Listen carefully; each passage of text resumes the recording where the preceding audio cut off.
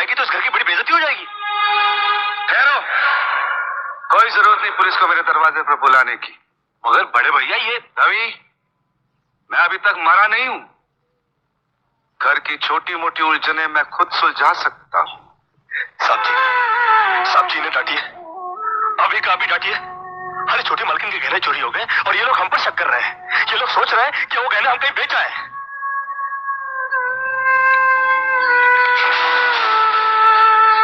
बाकी के रुपए कहाँ है कृष्णा? क्या क्या पूछा आपने साहब जी? मैं पूछ रहा हूँ कि बाकी के रुपए कहाँ है? ये आप पूछ रहे साहब जी अपने कृष्णा से? देखो कृष्णा, गलती हर इंसान से होती है। तुम मुझे सही सही बता दो कि गहने तुमने कहाँ बेचे, मैं तुम्हें कुछ नहीं कहूंगा। अब कहने के लिए बाकी क्या है साहब जी? एक छोटा सा सवाल पूछ के आपने बहुत कुछ कह दिया साहब जी। कृष्णा, बात को आगे मत बढ़ाओ। बात आगे बढ़ चुकी है साहब जी, बात आगे बढ़ चुकी है।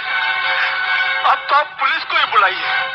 वो जब हमें कुत्ते की तरह मार मार के हमसे पूछेगी ना, हम तो तभी बताएंगे कि हम मैंने कहाँ बेच कर आए साहब जी।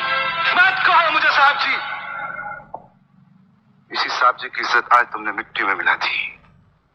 क्या कुछ नहीं किया था मैंने तुम्हारे लिए, उसका मुझे तुमने ये बदला दिया। अरे भैया क्या? हट जाओ ज्योति। जिस दिन मेरी फैक्ट्री जलकर राख हो गई थी और मैं बर्बाद हो गया था, मुझे उतना दुख नहीं हुआ था कृष्णा जितना आज हुआ जब तुमने इस घर में चोरी की है। साहब जी,